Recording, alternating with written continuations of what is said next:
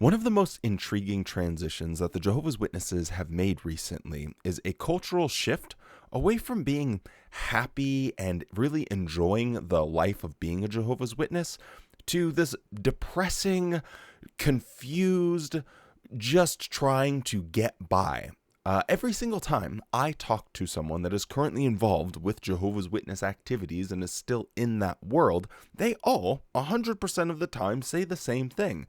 Everyone seems to have lost their joy and zeal for being a Jehovah's Witness. Now, the most viewed video on the channel last year really broke this down, or at least what I thought was a good breakdown of how when the world evolves after 100 years, you look back on those claims from 100 years ago, and it seems preposterous that someone would even believe that. And yet, with the Jehovah's Witnesses, they are still hanging on to the similar things that they said 100 years ago. It's like if Disneyland only had 16 rides and they never changed those for 100 years. Would anyone 100 years later be excited to go to Disneyland if it was those exact same 16? No, absolutely not, because it would lack all excitement and substance. Now, the other aspect of this sort of downfall of Watchtower, if you will, is that in the past, they were known for being almost scholarly.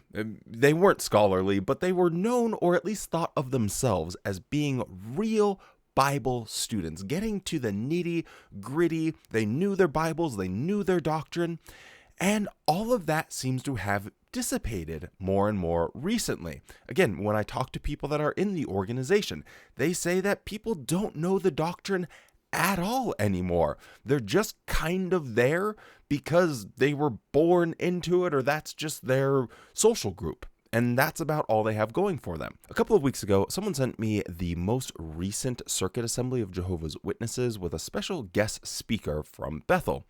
And this is a little bit different than a lot of the stuff we'll cover on the channel, because normally stuff uploaded to JW Broadcasting, it is a person talking for 3, 4, 5 minutes, and then they'll play a video, they'll have charts and references, and different things are happening. The segments move a little bit quickly. This is an old school Watchtower series of talks where you get the guy in the navy blue suit, and he just goes up there and starts yapping for 30 minutes straight. But during the series of his talks, and I'm only going to show his talks because he's someone that appears regularly on the JW Broadcasting and other people at that local circuit assembly. You know, we don't want to pick on them too much. But hey, this guy, he blasts himself publicly on jw.org, so I'll blast him equally in return. Anyway, that's neither here nor there. But when I was looking at his series of talks, it really clicked on how much this organization has gone downhill. It lacks all substance and interesting biblical narratives anymore. And instead of those breaking down prophecies and really getting at the meat of the Bible and the heart of the scriptures, you're left with the stinky old man in a navy blue suit acting like an arrogant, pugnacious cow, claiming that he's so smart and that everyone else in the world is just stupid and misguided, and then claims that he's humble. It is a baffling series of talks, and I just have to talk about it. So let's do this.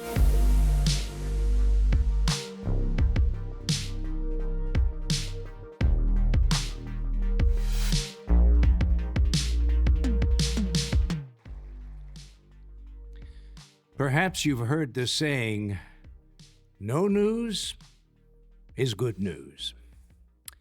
Well, the fact of the matter is that no news simply means that you've heard nothing. However, we are not no news people. We proclaim the good news about Jehovah God's kingdom. And Jesus Christ is the one who gave us the commission to preach the good news of the kingdom everywhere, to everyone that we possibly can. And think about it just for a moment. Is there anything better than hearing about everlasting life without sickness, no suffering? Really? The news that our dead loved ones are going to be brought back to life, resurrected in a beautiful new world? The news that that new world is close at hand. There's no better news anywhere in the universe right now than those points that I just mentioned. Yes, this guy thinks that he has the greatest news in the entire universe. Ain't nothing better out there that you could possibly find. And while this is fairly common in the history of Jehovah's Witnesses claiming that they have this wonderful life-saving news, usually that would be followed up by some biblical dissertation about why that is true. Why? And how there's evidence and proof and it's accurate knowledge that this is the greatest news in the universe. But instead of doing that, notice his tactic for trying to prove that this is the greatest news in the universe. And yet today, how many people around the globe view us as apostates because we don't believe in the Trinity? But we know, no, Jesus was the Son of God. That's what the Scripture tells us very clearly. He was not God himself. And besides, the word Trinity doesn't occur in the Holy Scriptures in any place. There are professed Christians today that mistakenly assert that God's kingdom is a condition of the heart. If you feel good in your heart, it means you've received God's kingdom. But did that really change anything on this planet? No, it's absurd. It's nonsense. And then there are those who think that the kingdom of God is going to be brought about by human efforts, politicians. Oh, really? We look at the world today and what's going on in the political world, and is that a form, is that a manifestation of the kingdom of God? Hardly. And then there are some who view Jesus simply as a good man or a fictional character that they don't take seriously. So many people in the world today view the good news that we preach as foolishness. And the truth of the matter about people and their attitude about the good news that the Bible speaks of and that we take to people in our work from door to door is set forth in 2 Corinthians chapter 4, verse 4. It says, "Among whom the God of this system of things has blinded the minds of the unbelievers, so that the illumination of the glorious good news about the Christ, who is the image of God, might not shine through." Notice it blinds the minds of the unbelievers. And the unbelievers in this verse are not just atheists. Unbelievers are those of Christendom also. They do not believe correctly when they think Jesus was God. That is an unbeliever. They have to believe what the Scriptures really teach to be believers. And Satan has blinded the minds of so many people because they adhere to all kinds of false teachings, false doctrines. So why does this guy have the best news in the universe? Well, because other people are wrong. Because everyone else is just stupid. They are full of utter nonsense and foolishness, and unfortunately they look at us like we're apostates, but we know the truth. Aren't we happy that we're not blinded by Satan? Yep, Satan's at the helm here. He's steering the ship, and he is just blinding everyone.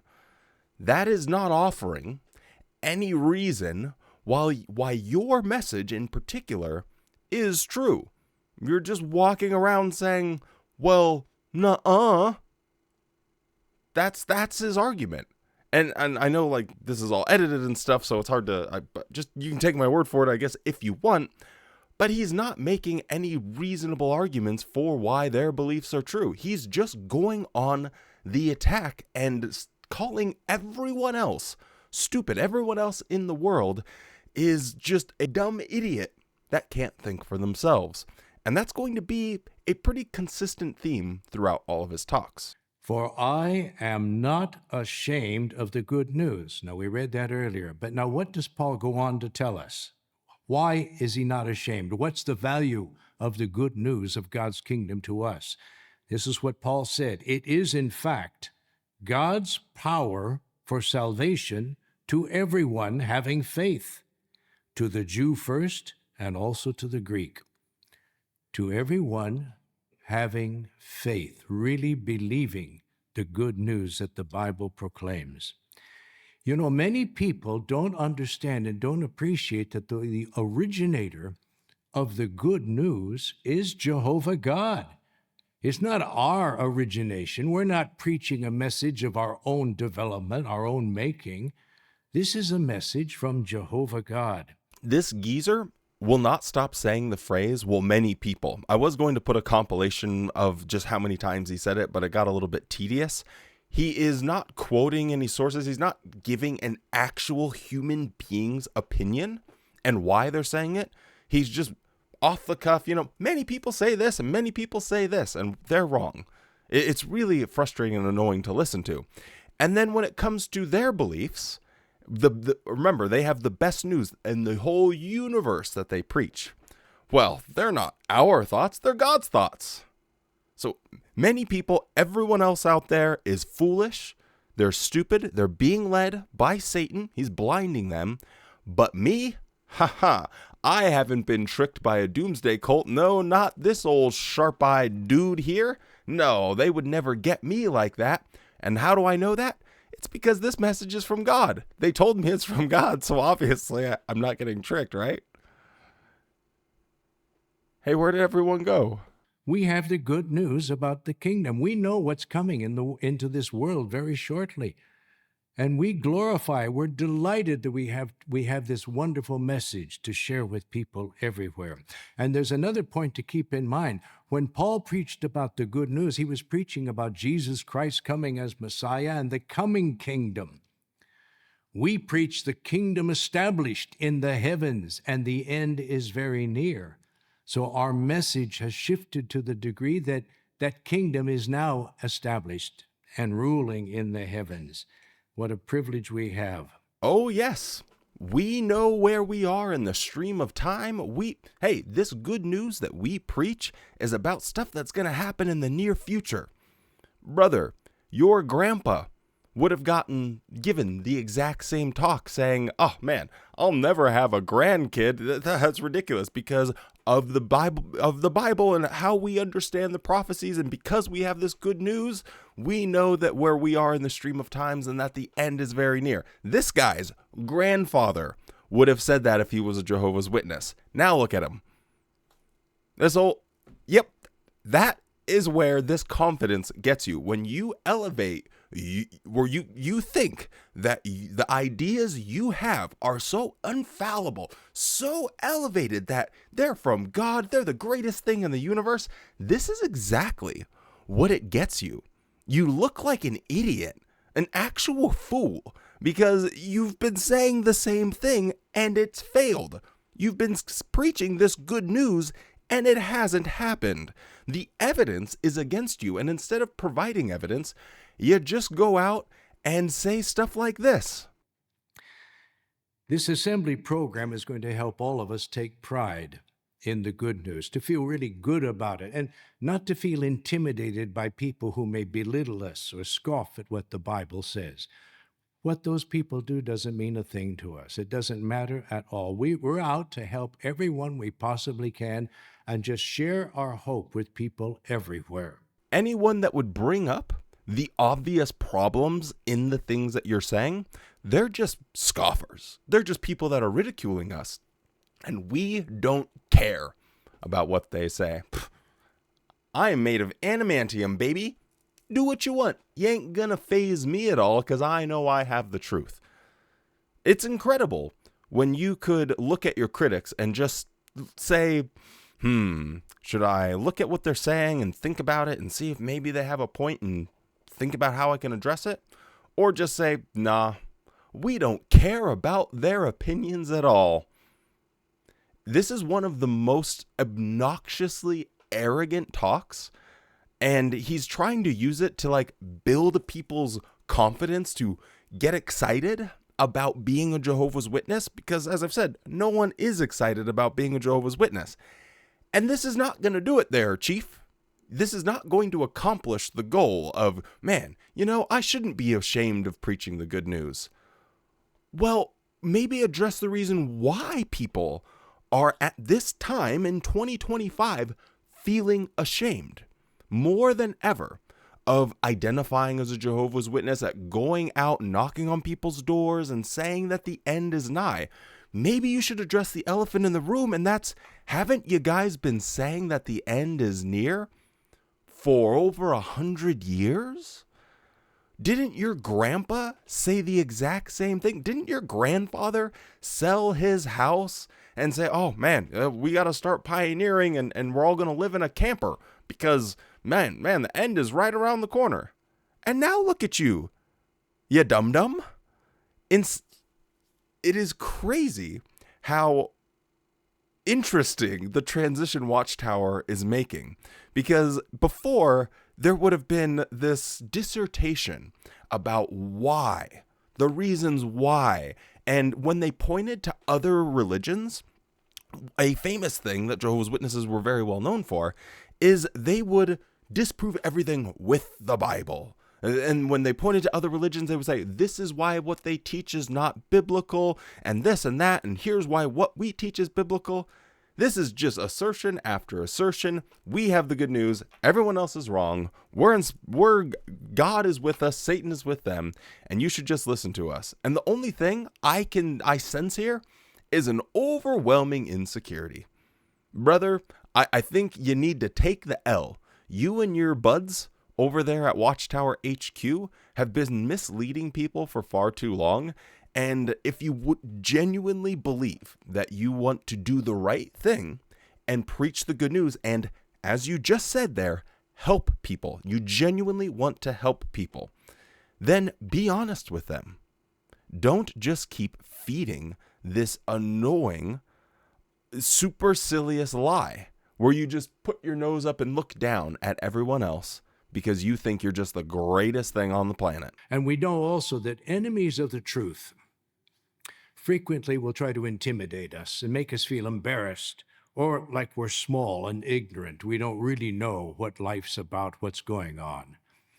But the truth of the matter is they're the ones who don't know what's going on, and they don't recognize the great God of the universe, Jehovah. So we should not be shocked because persecution of Christians comes upon us, because it was foretold.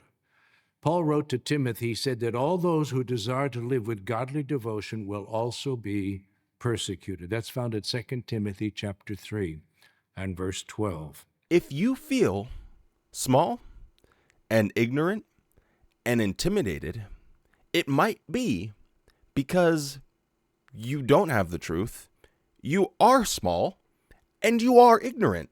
Have you thought about the possibility that those feelings are real, true, and genuine, and that the repression of them by just saying, nuh-uh, isn't going to work? Because it's not working. Simply telling Jehovah's Witnesses in this modern era that, hey, don't, those people, they're just persecutors of us, they're just opposers, don't let them intimidate you. Everyone has the ability to fact check things now. They're a big guy, and if you don't actually give them some substance in which to build their house of faith with, if you don't give them protein by which their muscles can grow while they're sleeping in an anabolic state, they are not going to have strong faith, and they're going to leave. Because if they want to be a Christian, there are other Christian groups out there that would be more satisfying in providing some level of comfort with their spirituality. But the whole cool thing about being a Jehovah's Witness was that you were plugged into the secret code of the universe. Now that you don't give people that code, you don't give them any reason, this is exactly what happens. They feel intimidated because everyone around them has grown up. They have Google. They have information at their fingertips, ready to go. And that is intimidating to a Jehovah's Witness because they're not allowed to. That is the problem, and the solution isn't more arrogance. Now, this is a separate talk, so he goes and talks a little bit about persecution within the organization and how that's really evidence that that Jehovah's Witnesses are doing the right thing. Oh, look, this was prophesied. We would be persecuted. The greatest argument against them saying that, like, this is evidence, we are God's people because we're persecuted, is that they simultaneously fight the persecution. For instance, what happened in Norway, where they lose their funding, they're deregistered as a religion. What's probably going to be a consistent issue with them in a lot of European countries in the next upcoming years, that could all be seen under the light of persecution. This is foretold.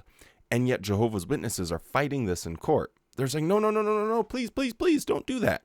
So out of one side of their mouth, they're telling their followers, hey, this is evidence. This is, don't be intimidated. This is right. We're right where we need to be in the stream of time.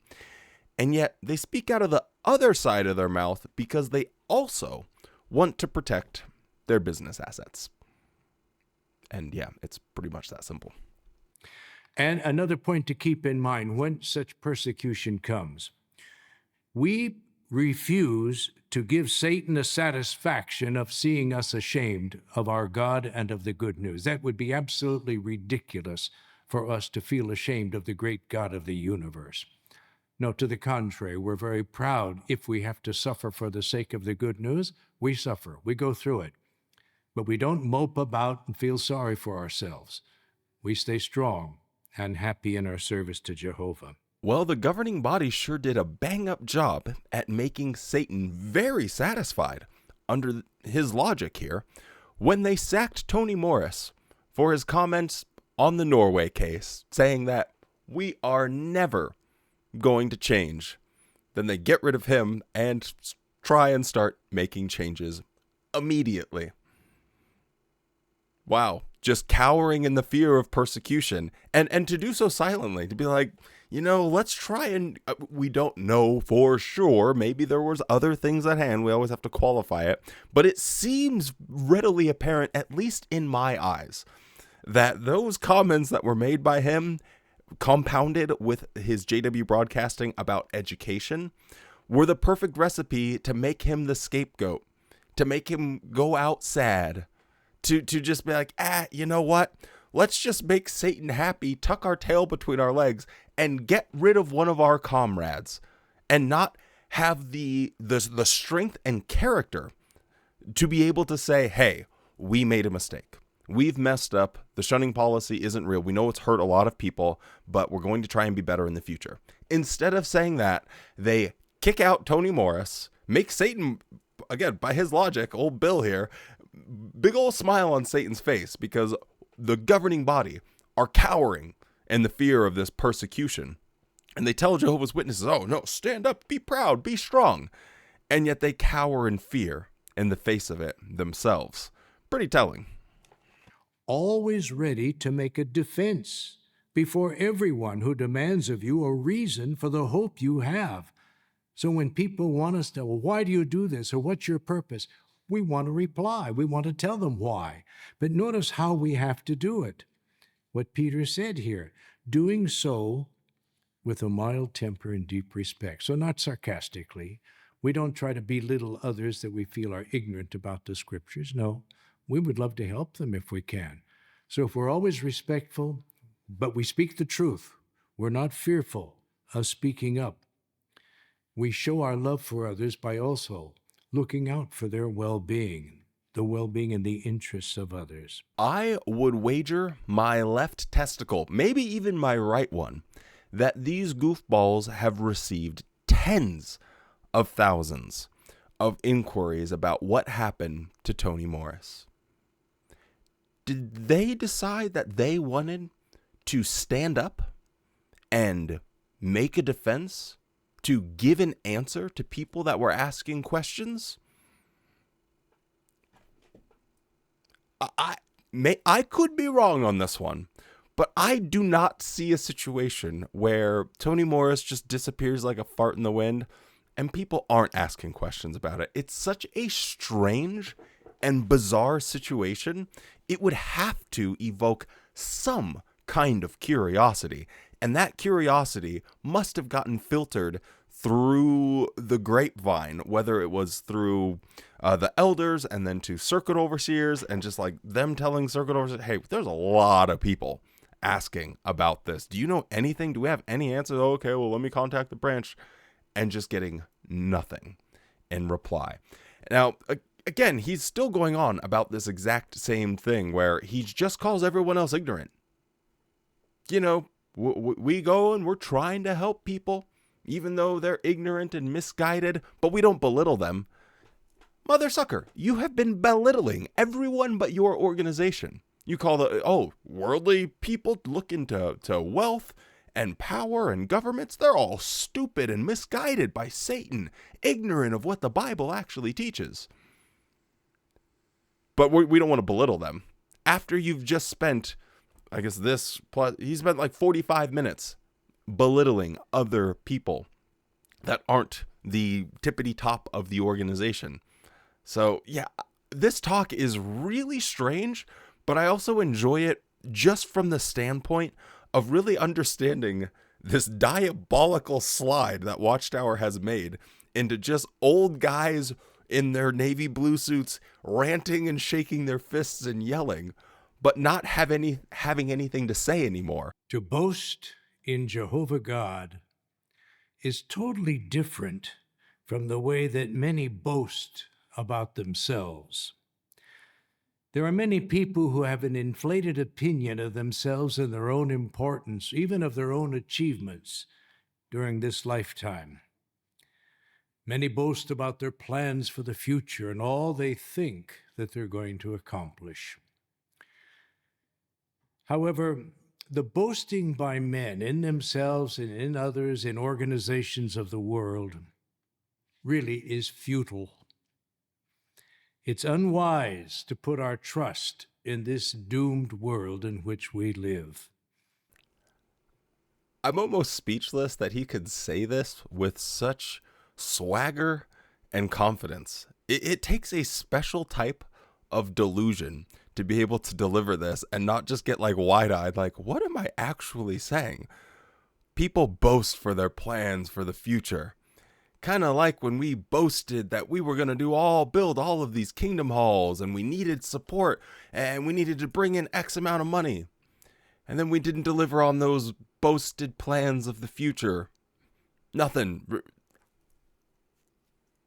We're boasting about our plans for building new audio, video, movie production studios that genuinely don't even need to exist. But we're boasting about those plans for the future. They're always boasting about the paradise and how near it is. Like within the same sentence. He's like, oh man, these guys think that they can make plans for the future. Well, I'm the only one that gets to make plans for the future. He's just a baby up there, like an actual toddler, just spouting a bunch of gobbledygook at that point. And then to have the confidence that, oh, yeah, we know that it's going to be in the very near future. I'm not joking. There is all of these outrageous claims that he's making. There is no substance to them at all. And if I was a Jehovah's Witness in the audience and I was familiar with Watchtower as I am and how these things go and what people talk about, you can almost start to predict the scriptures that they're going to use, some of the talking points, the evidence, the accurate knowledge that they're going to bring up. And as my brain was doing that, he would just kind of move on to the next thing and start bitching about other people and praising himself. And then saying that it's not good to boast. I don't know if I was a Jehovah's Witness, how seriously I could ever take something like that, even as a believing witness, because gone is the substance and it's been replaced by arrogance. And then the guy tells you that we're not arrogant, but they are. It just spins all manner of logic on its head. It's both hilarious and frustrating at the same time. And there are many people who persist under the illusion that they can remedy the various problems that afflict the world today, whether it be the economy, health care, their salaries they get at their job, whatever it might be. They feel that somehow they're going to remedy all of these things. We boast, but our boasting is not in ourselves. If you boast, this is what you should boast about. That he has insight and knowledge of me, that I am Jehovah, the one showing loyal love, justice, and righteousness in the earth. For in these things I take delight, declares Jehovah. Isn't that beautiful? So Jehovah takes delight in justice, in righteousness, in goodness. So when we boast, we want to boast in our great God. You know, we live a very short time. How long is a human life? And when you get to be 60, 70, and even older than that, you look back on your life and it's gone. So boasting in ourselves, boasting in our own achievements, no, that makes no sense at all. We boast in our great God, Jehovah, who gives us a future and gives us a hope. Now, that thing I said earlier about, I don't know how he says this without getting a very wide stare and getting a look of thinking, what have I just said? I said that for a reason, because it kind of does that right here. He's like, yeah, we boast for God. We don't boast in ourselves. And besides, we only live, 60, 70, 80 years? And he looks at how old his wrinkly skin is. And are we going to boast about the accomplishments and things that we've done? Ah, crap. What have I done? What have I done? By quote unquote boasting in Jehovah, or replace Jehovah with Watchtower, the organization, all he's done is lie. I don't know his backstory, if he has kids or grandkids or great-grandkids or anything, but all he's done is perpetuate lies that have kept people from actually living a nice, comfortable life and enjoying themselves. He has spent his years telling people that the end is right around the corner. 10 years later. The end is really around the corner. 10 years later. The end is right around the corner. 10 years later. And on and on and on and on and on.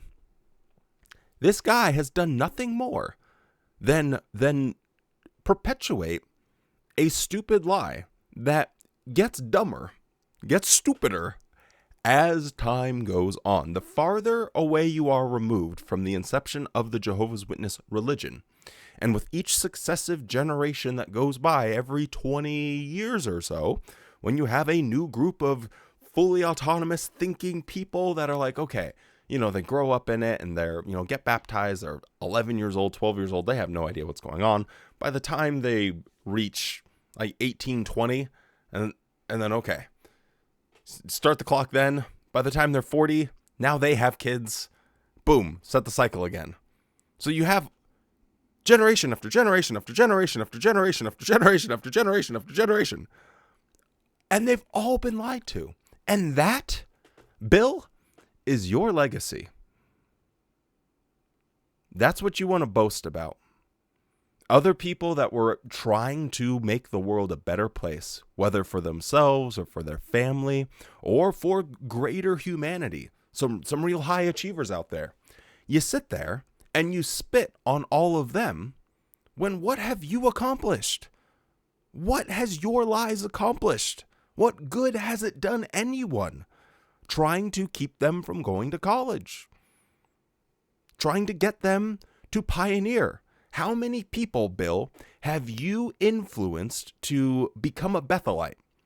That eventually they age out or their position isn't needed anymore. And you were a circuit overseer or something and they became a Bethelite because of the things you told them. You told them it was going to be the best life ever. And then they get kicked out of Bethel. They're 40 years old. No career, no savings. Maybe their family, hopefully, is still in the organization so they can help support them and land on their feet. Give them no pension, nothing. That are out there struggling right now. I know of these people. I've told the story 100 times, but there's someone that's like, must be about 80-something years old. And I used to see him at Costco. And he used to be a district overseer and a circuit overseer and went to Bethel whole entire life. And then, hey, we don't need district overseers anymore. He had nothing, got nothing from the Watchtower, and he's having to find a job when he's 70 and 80 years old. Bill, this is what you have done to people's lives.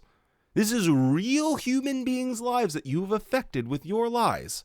So when you want to go and talk about people boasting about their accomplishments, at least they've done something to help other people around them and not hurt them. At least that is something. You, my cantankerous friend, I guess I'm a little cantankerous myself, have not done anything to help anyone with your perpetuation of a stupid, silly lie from 100 years ago. So we're going to consider now the contrast between Satan's world of lies and unrealities with the realities and truths of Jehovah God.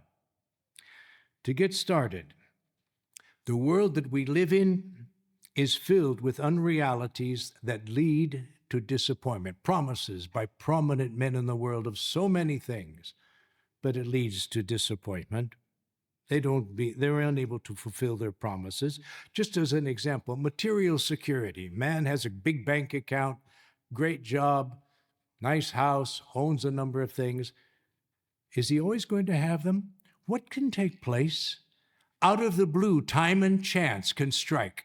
Things can happen that we didn't anticipate, and the circumstances of an individual can change dramatically. Need I say anything more? I think that's a good place to end this talk on. I'll just let him speak for himself. We can look at the history of Watchtower, compare it to the words that he says, and make our own evaluations. So that's about all I got for you. Stay safe, be kind, and remember to spend more time loving the things you love than hating the things you hate. And you better have a good-ass day.